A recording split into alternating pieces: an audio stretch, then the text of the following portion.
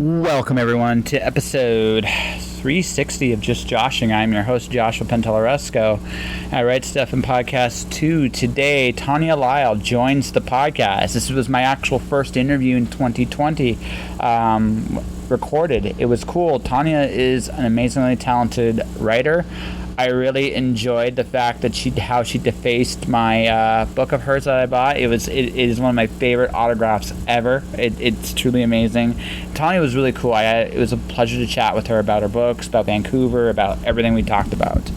Outside of that, I'm going to be doing something special May 17th. So on May 17th at 7 p.m. Pacific time, I'm going to be doing a live zoomcast with the one and only Sofia Evangelina.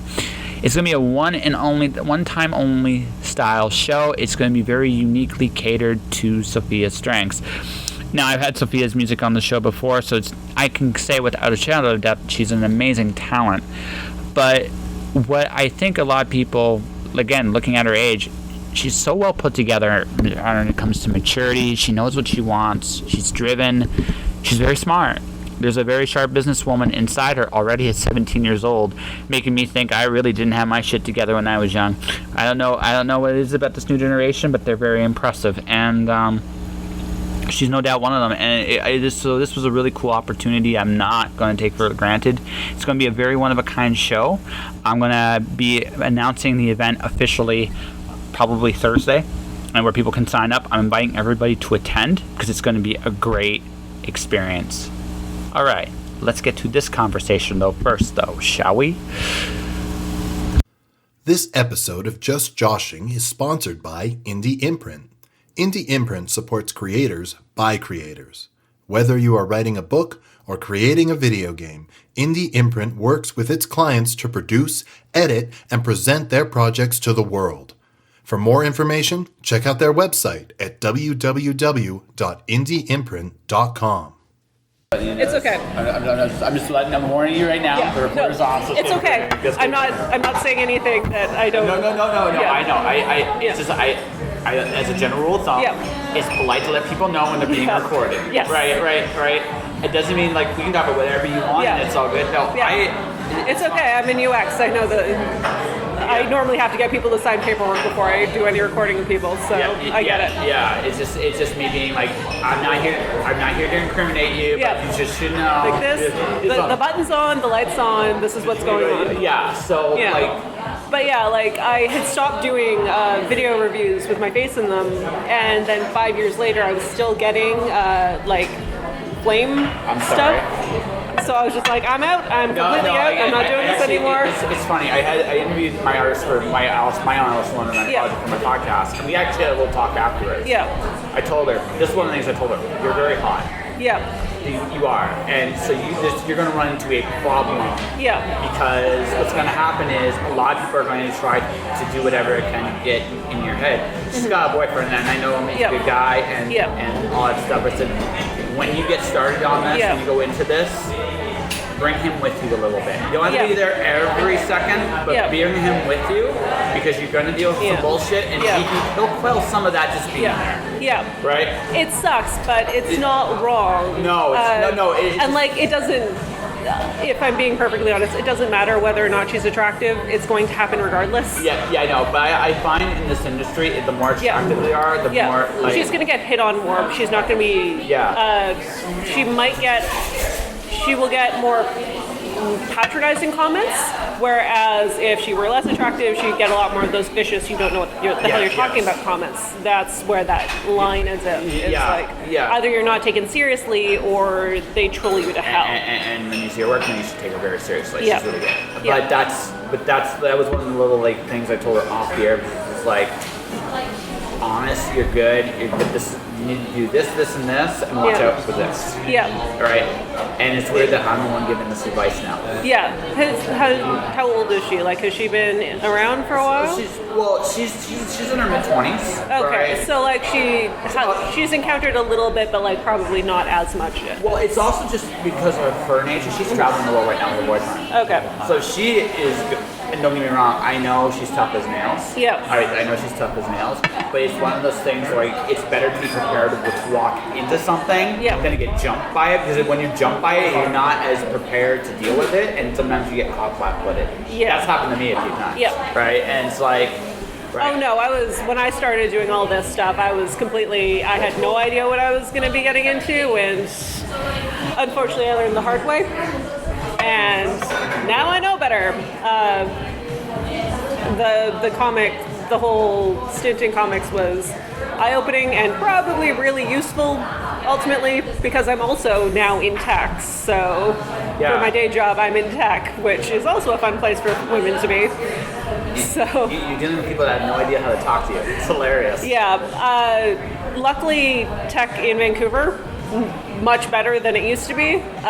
Early on in my career, this was more of a problem. Later on in my career, not as much of a problem anymore. Everyone seems to understand that women know what they're talking about and have talked to a woman before. And a lot of them are married, which is really nice. Yeah, no, that makes it a lot easier. Yeah. Right. Yeah. You know, I'm single, but it's like I learned how to talk to women because Yeah. it's I feel like this is not a difficult life skill to pick up. But the thing is, here's the thing, right? When you're younger, like this is speaking from mine, it can be intimidating. Oh Yeah. my God, you're hot. I don't know what to do with this, right? And that's literally in the head. And so you don't know what you're doing. So Yeah. you try to do the thing that makes you doesn't look like a douchebag. Yeah. But the thing is, you usually end up looking exactly what you don't want to be. Yeah. Right? And then at some point you come to this point, you realize, look, I'm me, you're you. Let's just talk. Yeah. And honestly, lots of barriers come down when you just go Yeah. with that approach. Yeah. And at that point, and here's what I have. This is what I have found in some cases. They're more open to you actually being able to tease them and hit on them a little bit more when you're like that. Yeah. Right. They're more open to it. They might still shut you down. Yeah. But there's respect there. And, Yeah. and I think that's the big and important thing is you got to learn how to respect women. It doesn't sound hard. But It shouldn't be, but there's...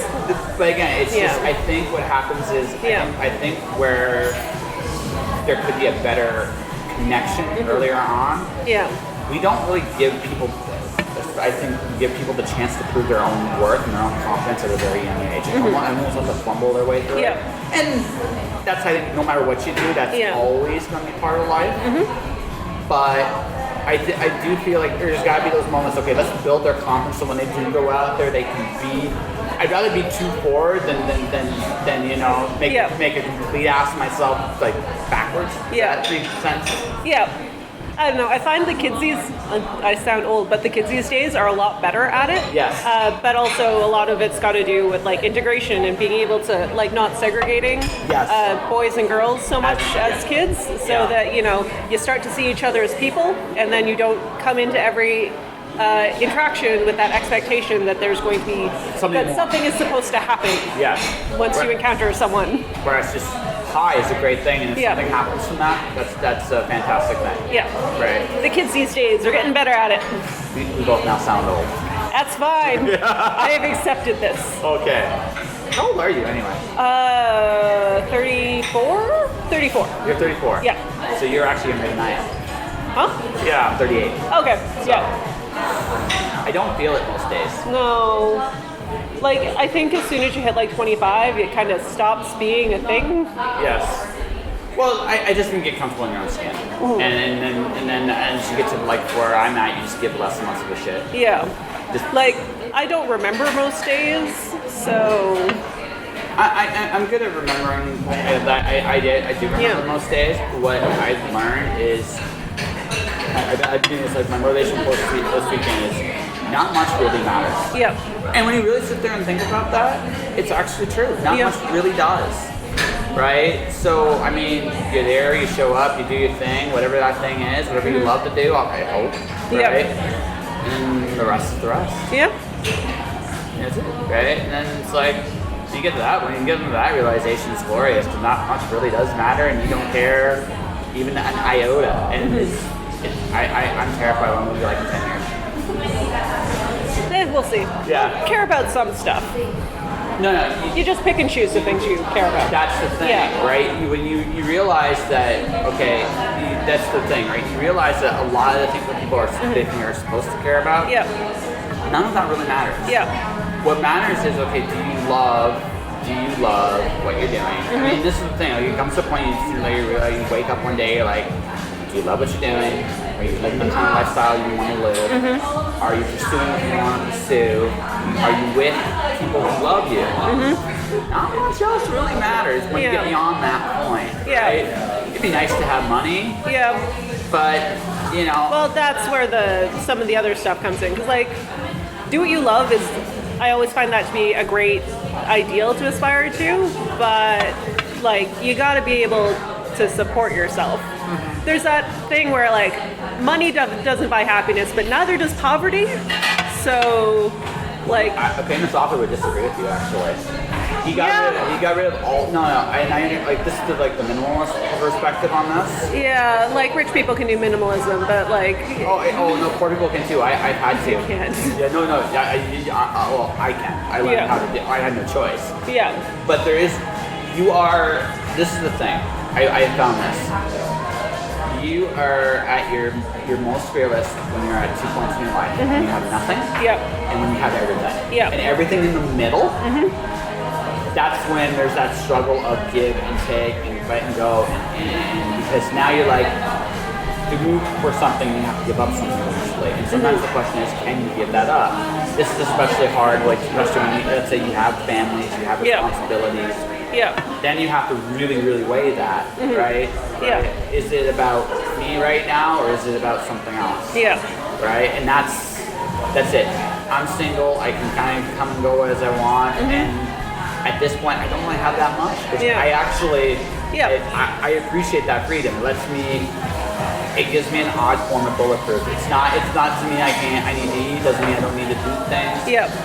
But it doesn't mean, like, I just know, because I've been to the bottom, how very little you actually need. And it's not what people think. No, I'm not. It may not be I'm not there. No, that's fine. I'm very much, like, I've gone through, like, my parents went through the bankruptcy while I was a kid, and I'm just like, poverty doesn't buy happiness. And that's fair. No. So. No, and I totally get that too, right? You never want to be in a position of where you don't have what you want. But I think, again, for everybody, that's a personal. Like, I like eating. Eating is nice. Eating is actually very important. Having a roof over my head. It's really nice. So. No, those are very important things. I'm not denying it, right? Especially since I've seen what like the thing that, like, coming out here. You see how the homeless population out here, it's brutal. But, like, one of the other things that I think I've got a lot of people in the office I work with a lot of people who are from, like, Alberta and from Ontario, and they're like, you guys have so much more homeless here, and I always have to be like, that's because they don't die in the winter. Like, there's a survivorship bias that you're not really taking into account here. Yes and no. I think, okay, so, because in Calgary, there's definitely, like, I live there, and I could see, like, and it's some of the same people year in, year out, they're still on the street, they're still doing the exact same thing. And you wonder, too, like, how do they survive when it gets, like, minus 40? Because it's like, what, where, how, who, like, how, right?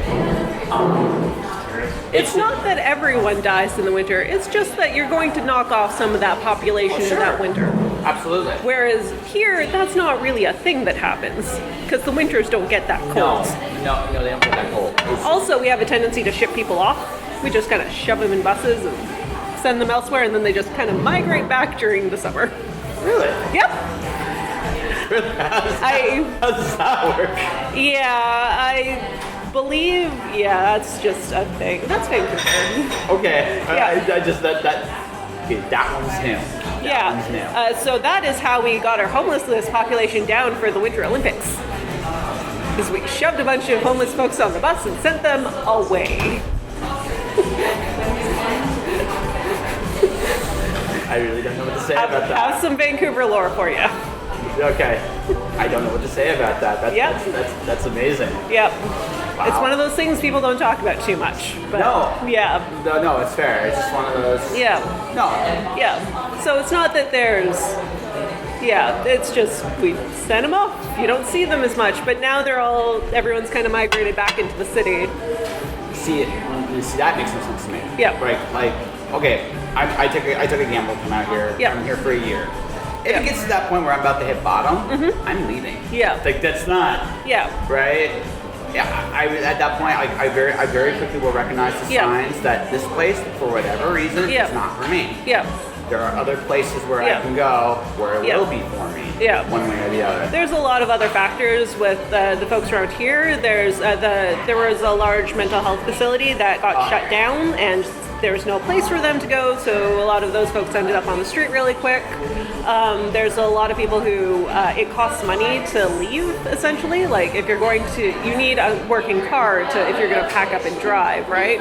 Yeah. So if you don't have the funds to even have to get a car, you can't get out of the city very easily. Now we've shut down a bunch of buses that go up north where there's still no jobs. You're essentially trying to get to Alberta if you want to try to get to a job, and that's getting trickier and trickier. Well, no, Alberta's about to go through its big overhaul. You can just kind of see that. Yeah, yeah. But the folks who are out on the street, they're still probably with the belief that if you want a job, you go to Alberta. Yeah. So if you want to make that migration, you gotta somehow get your ass out there.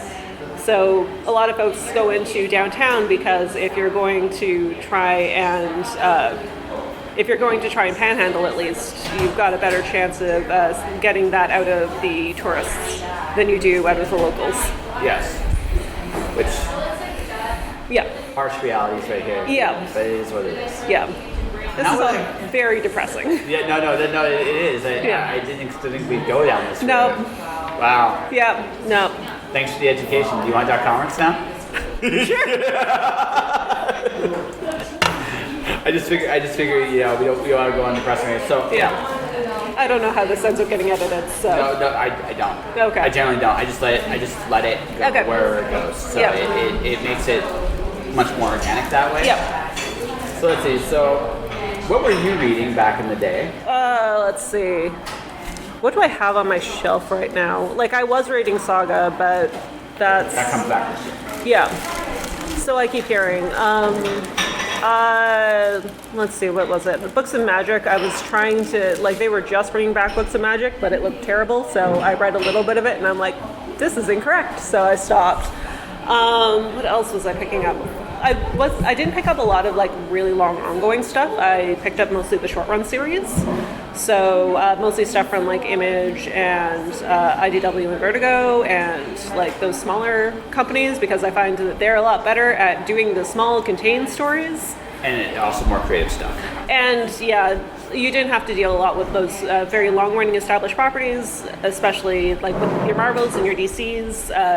My main problem with those is that they never had any turnover with their characters. I'm just you have killed this character off so many times. Leave him dead and have someone else take that slot on the publishing cycle.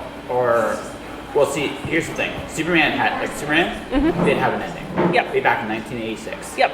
I tell Whatever Happened to the Man of Tomorrow is a fantastic story. Yep. If you want to read the definitive Superman ending, yep, that's the book for you yep. to read. You don't need to read another Superman after that. But they can't kill off these characters because then they're scared that their fan bases are going to revolt. And that... I really don't think it's fair. That might not be the case now, but it was definitely the case when I was in comics. Yeah. I have a much more cerebral business sense on. I don't think it's a fear of revolt.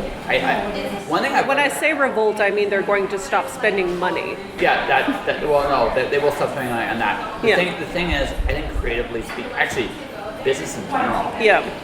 They don't invest in things anymore. The entire media industry is very risk averse right now. You can see that especially in movies. Yeah. No, it's the thing is, there comes a point in every industry to grow. You have to invest. You have to take risk. And for everybody, it's a little different how you do that. Yeah. But that's generally the way it goes. Yeah.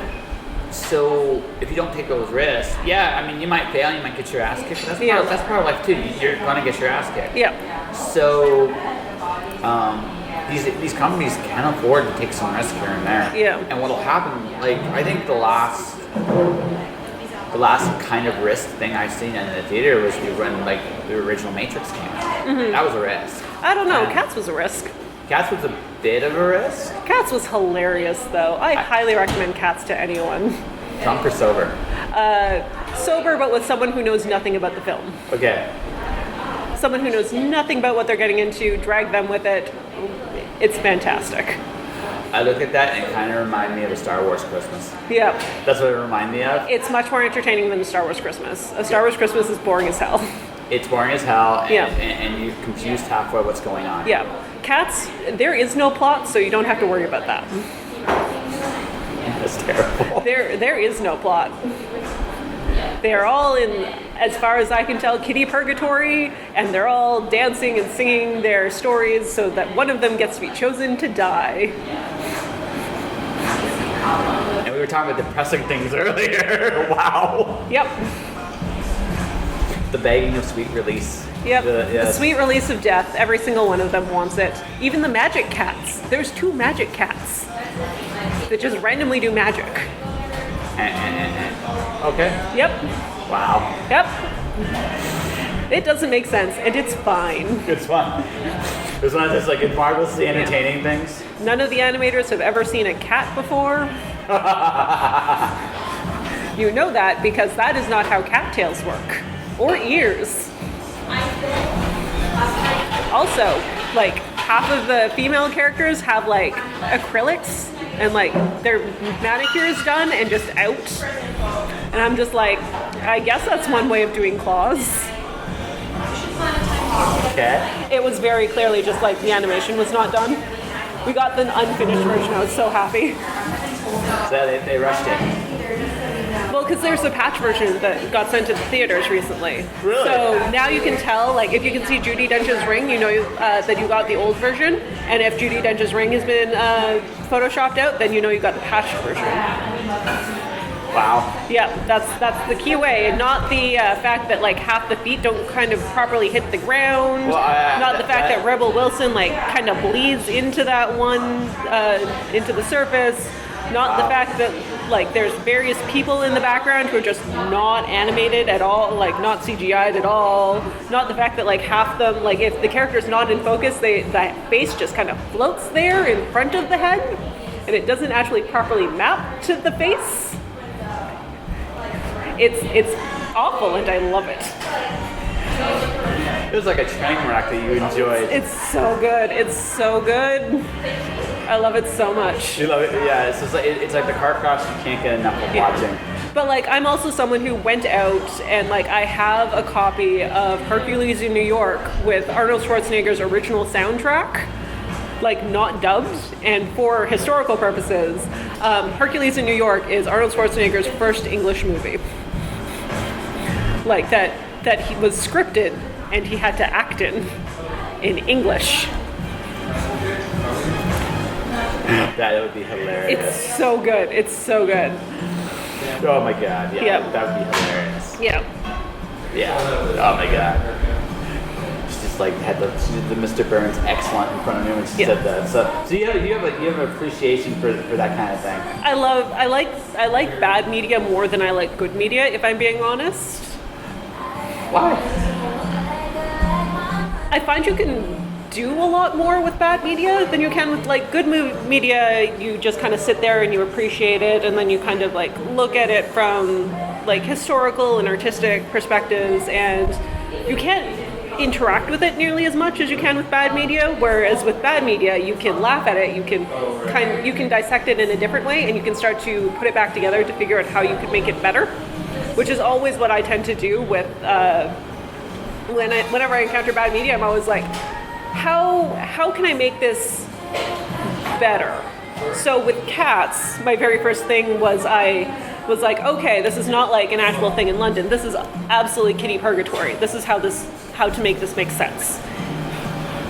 And like, I can't do anything about the CGI. I did not go that far in my animation courses to fix the CGI. In watching the movie, I figured out why people like the stage musical and why the stage musical worked and why it doesn't work for the movie, which is the stage musical, you get to see people performing, you get to see like the dancers actually doing the dances, and you get to hear the singers actually doing the singing, and you get to see them do the same thing, do this all together live on stage.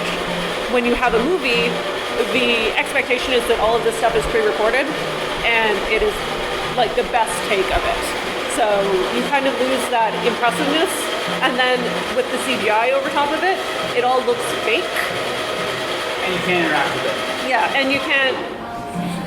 It doesn't it doesn't work in the same way. There's a medium issue. Yeah, absolutely. Yeah. Because and on stage, there's also Yeah. like the other thing. Artist performance scene. Yeah. There's also you can react to it, and Yeah. it can feed. You can go to to a cast performance in New York. Yeah. And you can go to the show 2 or 3 different times and get 3 different performances just based on how the crowd reacts to certain things, right? Yeah. Whereas the movie, that's it. Yeah. Whatever is there, that's it. Yeah. And the fact that they tried to make it really realistic, kind of made it less realistic, because if you see it on the stage, you're like, okay, that's fine. These are actual humans. They had to make an actual physical set. If some scaling goes off a little bit, that's fine. That's working with the limitations. If the scaling goes off in a movie, you're like, why didn't they fix that? Exactly. And so, like, a movie's got very different expectations than the stage show. So there's like a medium issue there that I don't think they thought through. No, absolutely. And again, because you have also you're missing one of the key elements of the crowd, because you don't have a crowd to interact with. I mean, we had a crowd interacting with that just fine, but they didn't when they were performed it, and that's a big thing. Yeah. They need that kind of stage production needs that immediate interaction to truly click. Yeah. And it I don't know if it was I will say this. It's an established property, so in that one sense, it was not a risk. Yeah. On the other hand, it goes to show you that even with an established property, you can still miss it. I mean, Tom Hooper is also an established director who did Les Mis, and Les Mis was fairly well received, but also Les Mis, and actually, the last really interesting experience I saw in the movie theater was Greatest Showman. I really liked that movie. That felt like a theater production. Yeah. It actually legit felt like that, even though you were just interacting with it. It's just how they did it. They also didn't cover everything with CGI, so the dance sequences were still very impressive. Yes. And No, absolutely. I'm sure they did a little bit of touch-ups here and there, but it looked like an actual performance. It felt like an experience. It's like those, I can't remember, there's that sequence of dance movies with Channing Tatum and whatnot, where not the stripper one, the other series, where it's basically just there's 2 rival gangs of hip-hop dancers that fight each other and then resolve everything with dance and love in the end. And I love those movies. They're terrible, but I love those movies because the dancing it's fabulously shot, it's very well choreographed. It tells a story. And it tells the story is there to hold together the dance sequences, yes. to give a reason to the dance sequences.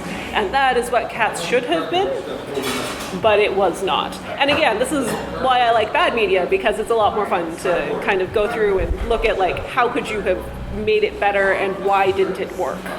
So in your case then, you like building things up. Yeah. You like building things up. Yeah. And that for you, okay, I get it. If it's already amazing, there's not a lot for me to do. No, there isn't. But if it's bad, then there's a lot more stuff I can do to kind of... You're secretly an editor in disguise. Yeah. You're a writer, but you're actually an editor. Well, I mean, that's where a bunch of my story ideas and whatnot have come from, me kind of taking these really weird, obscure pieces of media and being like, how could I have done this better? I just submitted a short story to Rhonda Parrish. Yeah. It was all based on the concept of a fairy in a jar, a la Legend of Zelda. Yeah. So I actually figured out how would he catch fairies if he was a real. Yeah. right? And I actually really so Korean time. You know those evil spirits? They actually catch us in that game. So, and the fairy and the evil spirit are locked together in bubbles, and the evil spirits are bait for the fairies. It's I thought about that. It's like that's actually really ingenious. Yeah.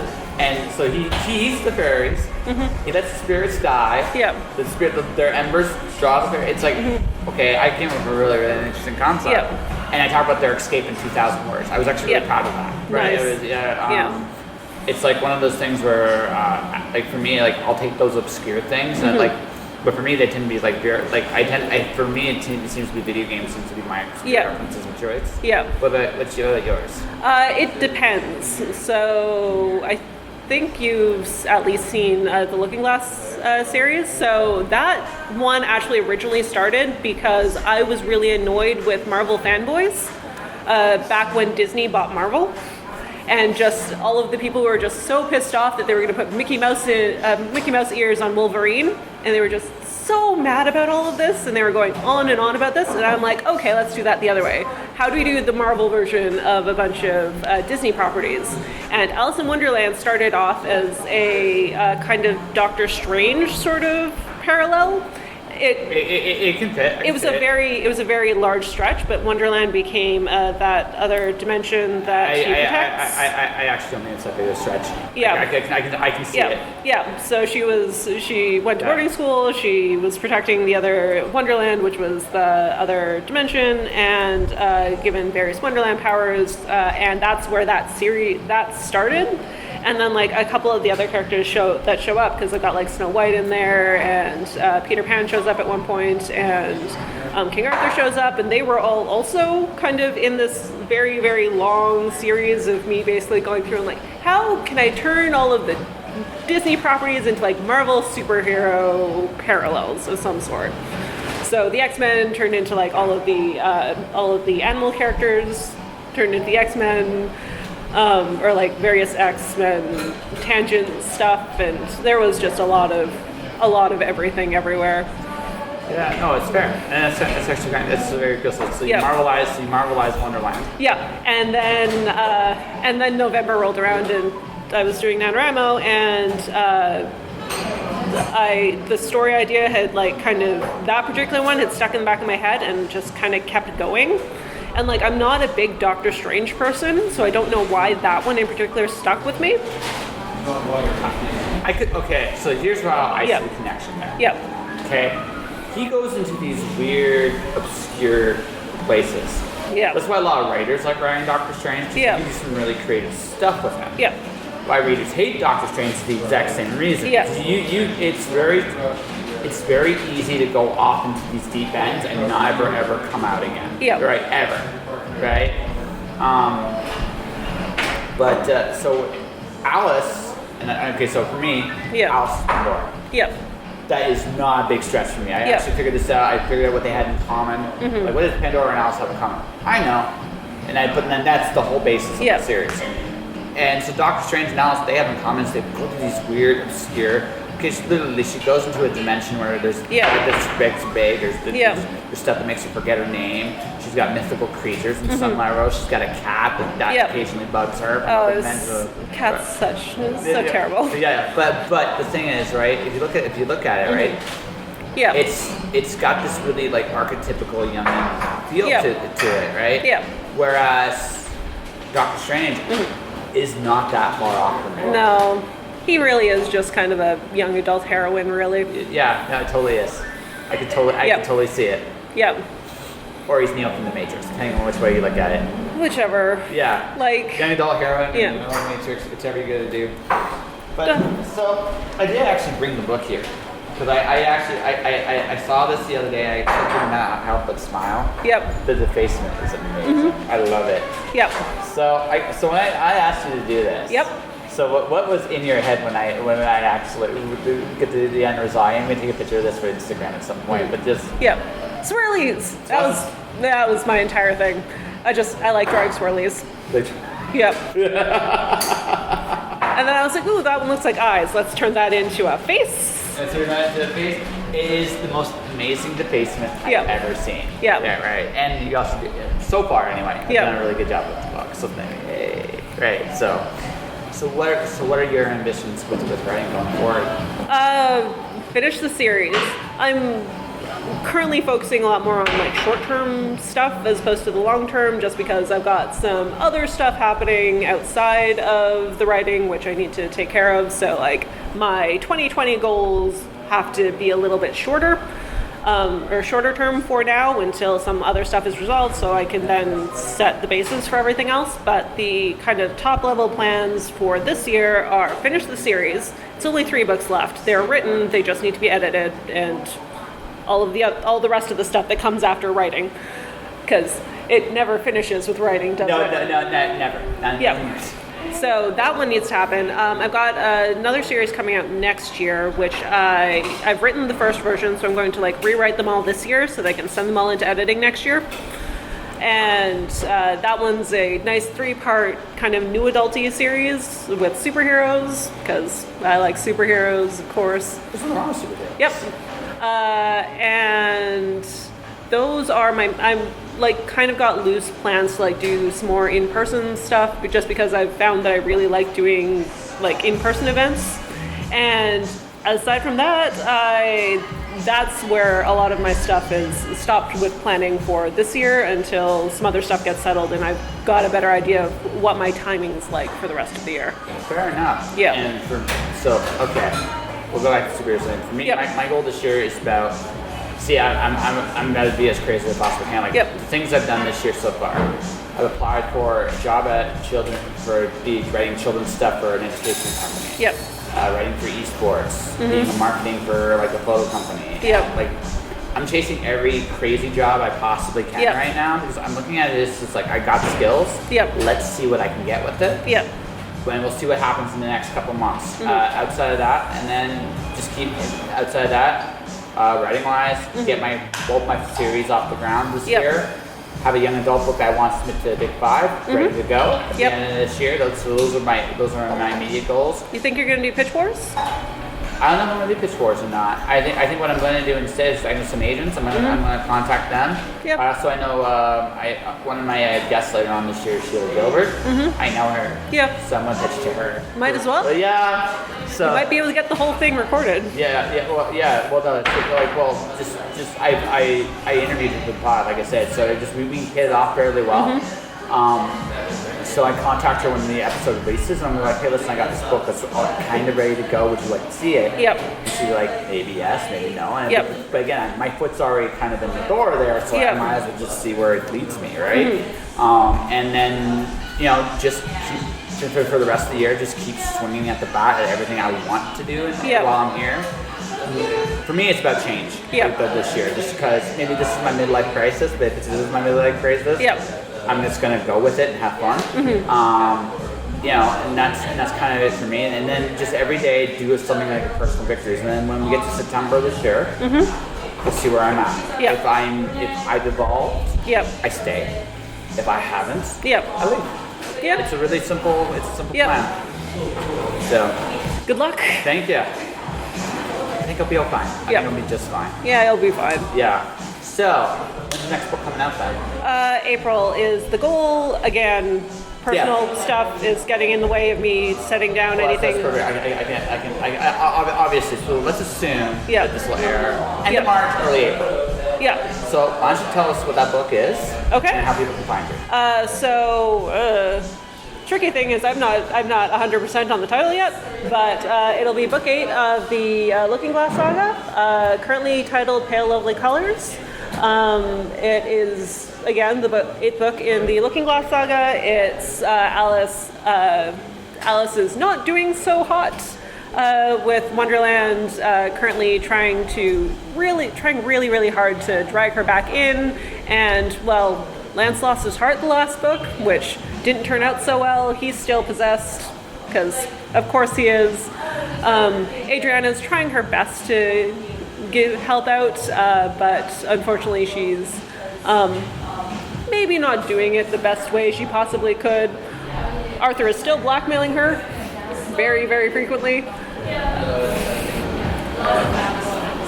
You Yeah, you like drama. Yeah, I'm also trying, because I'm in the middle of, I like just finished book 7, and then I'm working on 8, 9, and 10 right now, so I'm trying to remember which of those events happens in book 8. So right now it seems like 8 seems like the pause before the big shitstorm. Yeah, basically. Yes, it's the pause before the big shitstorm. It's like, this is what's going on. Yep. Sounds like your characters are crux of making big decisions. Yeah, it's all kind of about to hit a boiling point. And then in the summer we'll have the kind of big finale with All Mad Here, which I do still like the title, so that will be the name of the book. So that's good. Yep. That's good. So that is coming out in April, hopefully. Hopefully. Yeah, how people find you? You can Google me really easily. I've got Twitter, Instagram, Facebook. So what's your Twitter? Tanya Lisle, TanyalisLe, because that S trips people up. Yes, it does. Instagram, same one, Tanya Lisle.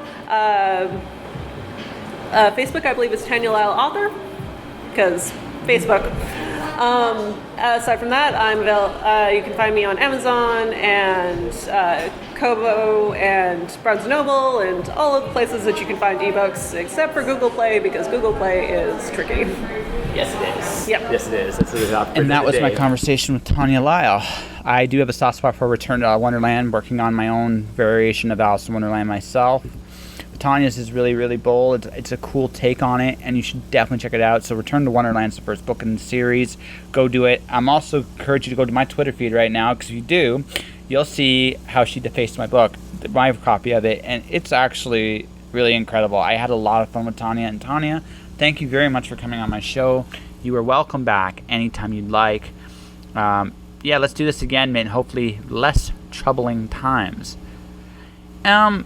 So I talk about this on my Facebook tab post. I'm talking about it here. My approach in this time has been really, really, really simple, and that's I don't really worry about tomorrow. I worry about today. I worry about what I can control. I worry about what I can do in the day. I'm well aware of some of the bigger problems that are coming down the pike. Looking at the economy in particular, it's going to be rough. But really, at this point in time, there's really not a whole lot I can do about the current situation. It's playing out as it's going to play out, and for the most part, I'm a bystander, and I'm okay with being a bystander. I've been through times like this myself, where just the ride just is out of control. So what I've been focusing on is investing on the people I can and being kind to everybody while I can. I want to be who I want to be. Good times, bad times, you have the opportunity just to be whoever you like. I'm in a very wonderful situation where I don't really have anything to lose. That's my advantage. And because of that, I'm able to do what I can do. Things might change tomorrow, but I'm still going to be me, and I'm still going to do me, because that's all I know how to do. What will be, will be. I can only do what I can do, and hopefully in this time, because things are kind of tense about how things are going and how things are working, you take a moment, you step back, and you try to be nice to each other, because everyone's going through this in their own way. And, that moment of kindness now, you never know where that will take you down the road. Just saying. But anyways, that's enough of my soapbox for this week. I'm curious, guys, anyone listening to this, what do you think of the newsletter so far? I haven't heard too much from too many people.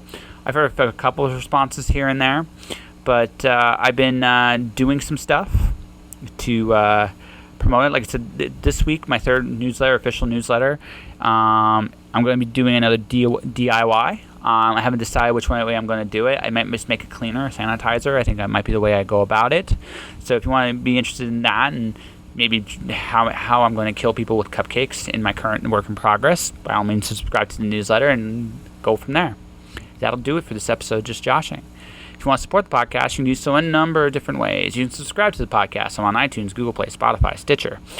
And I am also on Podomatic and all kinds of other platforms. Click the like buttons, hit share, subscribe, tell people how awesome my podcast is. If you think it sucks, don't worry about it. I understand. You can keep that to yourself. It's all good.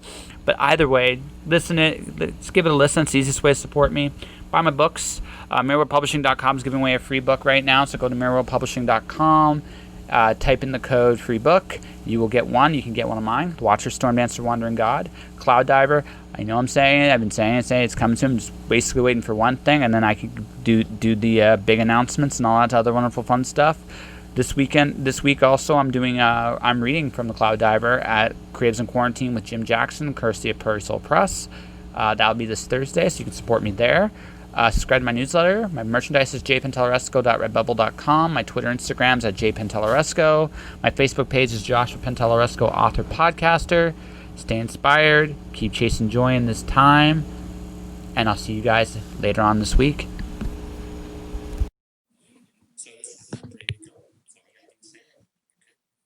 Josh.